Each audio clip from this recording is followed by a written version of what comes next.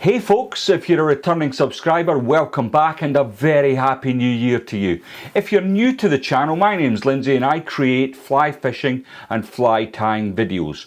Today, I want to introduce you to the fabulous hobby of fly tying. I want to show you 5 considerations before taking up the hobby. So without further ado, let's get into it. Whatever your reasons for starting up the hobby of fly tying, and please, there is a massive difference between fly tying and fly fishing. I've always considered them as 2 different hobbies, although they're very closely related. Now, I fell for the old trick, tie your own flies, you're going to save lots of money. Please, do not start this hobby if you think it's going to save you money on shop-bought flies. You've got to trust me on this. You're not going to save any money by starting to tie your own flies. So why bother? Let's take a look at some of the advantages of tying your own flies. The first good reason that I can think of is that you get exactly what you want. Once you've learned to lash, thread and feather to a hook, your imagination is your only limits. Contrary to what I said before, if you're going to limit yourself to a few flies that you always use on the river or on the side of a still water, then you can save money. You only need to buy the very basic kit and the materials you need to tie those specific flies. But trust me, that never happens. It's also extremely rewarding to create a fly on the vise and then go to the river or the lakeside and catch a fish with something you've tied. The one disadvantage, of course, is it can become really addictive and you can start going down kit avenues the same as you did with your fly fishing and spend an awful lot of money. But we're going to start with the very basics. There is so many good retailers now providing high quality flies tied on good quality hooks, and that was one of the reasons I initially got into fly tying. 30 odd years ago, there wasn't very many choices as regards to buying flies, and you couldn't get the flies I wanted to fish, and the ones you did buy, they were tied on pretty shoddy hooks that are no good to man their beast, especially if you're hooking into hard fighting trout. It is of course a happy coincidence that the hobbies are closely linked, and there's many times I've been to a river or a still water and I've just wanted to tweak a pattern to my mind to help me better target fish. Considerations when selecting an area to tie flies: it should be well lit. Daylight is the best solution, but failing that, you can now buy reasonably cheap daylight lamps that will help you be able to see what you're doing whilst tying your flies. Now, setting up an area where you're going to do your hobby can be quite difficult. When I was a younger man, my family was young, space was at a premium, and I often found myself working out of a cupboard on one occasion, and then even then I was kicked out of the cupboard and found myself working out of a small bag and occasionally having to get my kit out to tie flies on the dining room table, which is well protected, by the way, and I suggest if you are going to go down the route of tying on your dining room table that you get a good mat to protect the table from the tools and the vise. Then, as time wears on and the children get a little older and your circumstances change, eventually you may get a little space to yourself that you could personalise and turn into your little fishing sanctuary, if you like. Okay, let's move on to the 5 considerations that you should have before starting the hobby. Now, if you have a budget, let's say a ballpark figure of between £200 and £500, dollars, euros, wherever you happen to be in the world watching this, the bulk of that budget should go on your fly tying vise. Now, you can buy very cheap vises, but what I would argue is that the jaws will either give up on you or you won't have the functionality that you require when you become a more advanced tyer. So, what are the options? Now, when I started out, I used a G-clamp vise. The vise comes on a pole like this, and simply a G-clamp bolts to the side of your desk and you slip it in place and lock it in. You will move on to better and bigger vises as you progress in your fly tying journey. Sometimes because you require them, other times because you just want something a little different. So I've had maybe 4 or 5 vices in my lifetime of tying, which about 35 years. I tied for the longest time on this vice here that you see in front of me. This is a Jan Tavek rotary vice, and it's an excellent vice, and it has a very unique system of holding the hooks. You put the hook through the threaded hole here and you clamp down on it, and I still very much love this vice. I was tempted to sell it on, but I'd still really enjoy tying on it, and if ever I have to go away and do tying demonstrations, which I do occasionally, or I travel where I'm going to have to tie flies for the venue I'm at, this is the vice that always comes with me. It's a pedestal vice. Now, in the past, I always stuck with the G-clamp vice. I like my vice rock solid in front of me, and a lot of the pedestal vices I looked at, they were too light. But trust me when I tell you, this is when you put it down onto the table, it's going nowhere. It's solid. Unless you're tying big pike flies, that sort of thing, you're not going to put this vice under any pressure with trout grayling flies. Not at all. So pedestal vices have another advantage, that you can just pick them up, and you know, if you're on the dining room table, you can take it off, clear the table, you're eating your dinner. The pedestal vice is, in my humble opinion, the way to go, and I would not change from this now. If I was to buy a vice in the future or get another vice, I think I would always stick with a pedestal. So we'll just put this to the side and I'll bring in my main tying vice. So this is what I'm currently using. This is an F&F Talon vice, and I did do a review on it. I got it whilst I was doing the YouTube channel stuff, and the reason I liked it is, well, of course, it resembles a law vice, and that's the dream, which I don't see ever happening. Law vices can stretch up to £2,000. I mean, it's ridiculous. At the end of the day, it is a tool for holding a hook, and you've got to be reasonable about what you're spending. Now, the reason I like this vice is it's an inline rotary vice, and what does that mean? And if you're just starting out, you might not be sure, but I would say if your budget can stretch to an inline rotary vice, then that's definitely the way to go. If you get a good one that you're comfortable with, you will never go back. You put the hook in, and what inline means is when I turn my handle here and I can adjust the tension with this knob, the hook will always stay on the same line. Now, the reason I wanted inline initially was when I was making videos and I had to invert my vice. I wanted the hook to stay in the same place because my camera couldn't cope with a change in focus. So inline was the way to go for me, and since using this, I've found all other manner of advantages of having the inline rotary vice. So you need to decide what kind of flies you're going to tie, and this pretty much does from the biggest, you know, size 4 hooks all the way down to size 22 hooks. I've found it very good, and I've got no reason to change other than I want a new vice, and that's not likely to happen anytime soon. So that's your option with vices. There are other outliers. Norvice, for example. I've never tied on one myself, but I'm told they're very good, and they've got a huge fan base. People that tie on these kinds of vices seldom tie on anything other. So that would be my first concern. The bulk of your budget on the vice. Get it right, you'll never have to buy another one. The next consideration then, number 2, you're going to need some tools to tie flies. Now, if you've looked online or you've been into your local outfitters, you'll see there's a plethora of tools available for fly tying. Now, not all of these are necessary when you're starting out. What I want to do is cover the very basics of what you're going to require. And the most important tool, to my mind, is the scissors.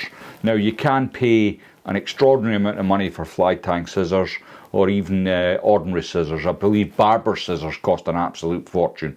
But I use these. These are from Troutline. They're just long, thin at the point, pair of scissors. I've had these sharpened twice because what I really like is they've got big holes for my fingers to go through. They're very sharp, and I use these for threads and materials. I never use my good scissors for cutting foam or thicker materials that will blunt the blades. So scissors is the first thing. Definitely get yourself a good pair of scissors. The other thing that's obviously essential is a bobbin holder. Now, don't get me started on bobbin holders actually. So you can buy bobbin holders. I seen one the other day. I think it was about £120. Now, I'm sorry, that just doesn't wash in my book. It's to hold a spool of thread. How they can justify prices like that is beyond me. So what I've got here is, I think it's made by TMCO, this one, but it's a very, very basic bobbin holder. And what you do is you slip your bobbin in there, the thread goes through a ceramic tube, and I would recommend that you use a ceramic tube. It just stops your thread being cut. I'm not advocating getting the cheapest ones out there, but certainly don't be paying much more than 30 quid for a good bobbin holder. People tell me that, oh, but these ones adjust. Well, this one adjusts. You know, if I want to loosen it, I'll pull it out with my fingers. If I want to tighten it, I'll push it in with my fingers. There we go, it's adjusted. So be very careful, don't be caught out by buying overly expensive bobbin holders. I have about a dozen of these, and I keep them loaded up with the various threads that I like to use a lot of. But when you're starting out, you only require one.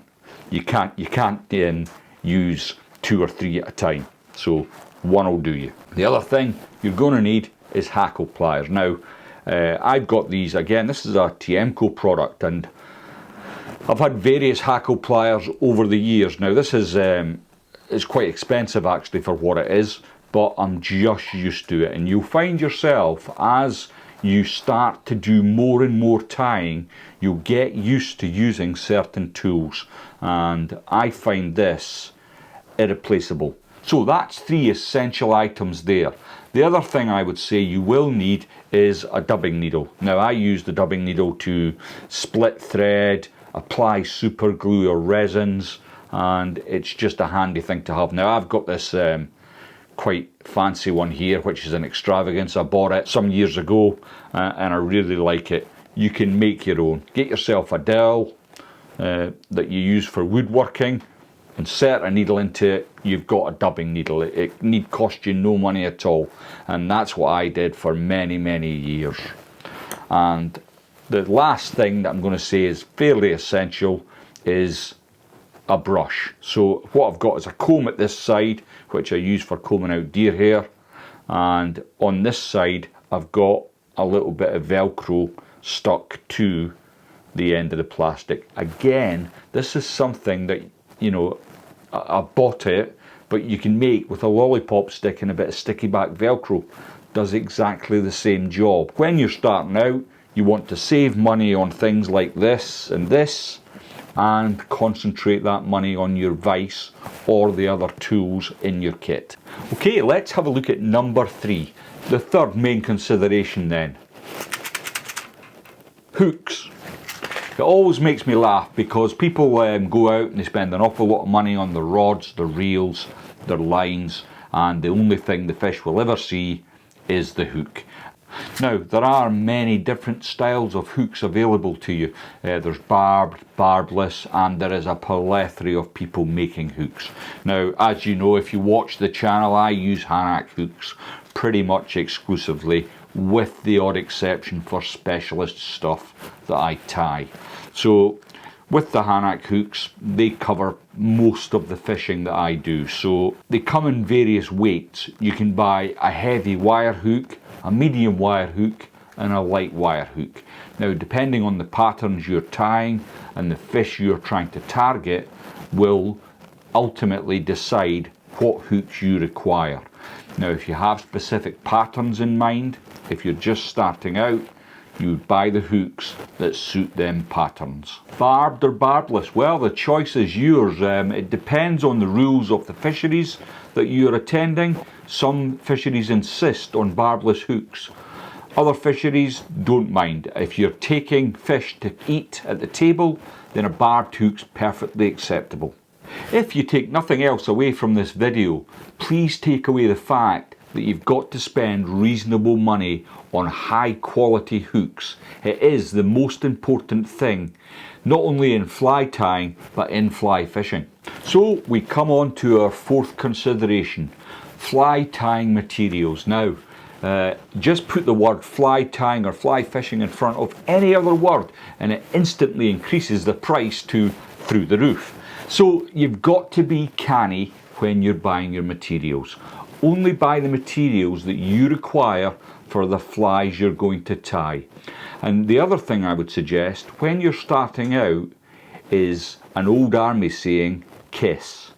Keep it simple, stupid.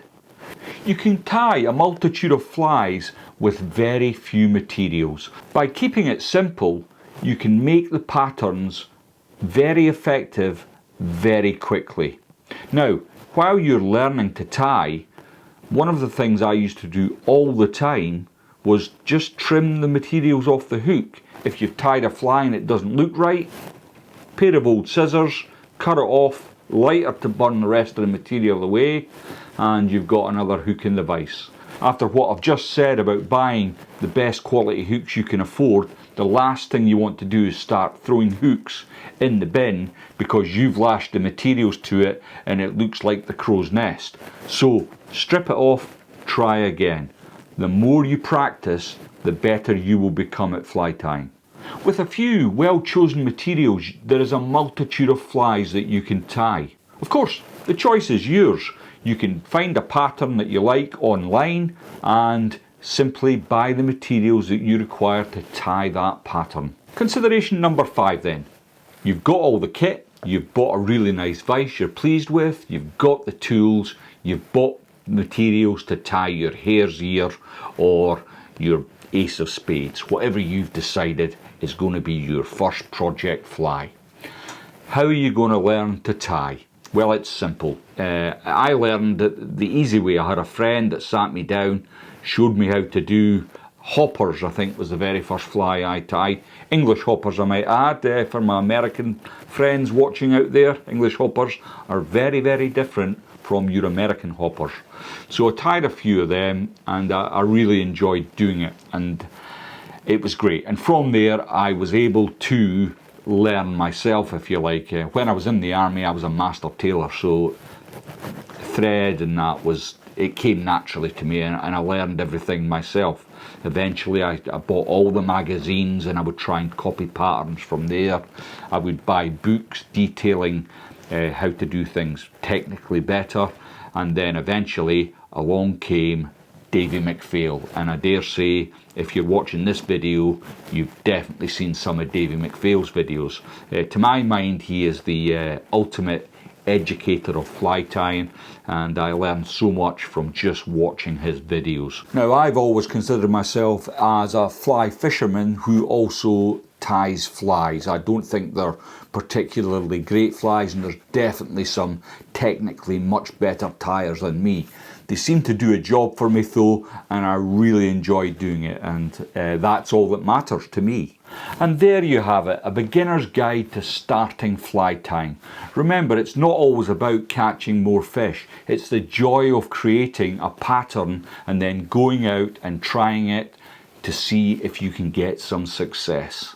If you've enjoyed the video, please like, share and subscribe. Once you've mastered the basics, it's time to level up your fly tying game. Experiment with different patterns, materials and techniques. Join a local fly tying club or watching advanced tutorials online can also enhance your skills. But nothing will bring you on faster than practicing yourself. Thanks for watching and I'll see you in the next one.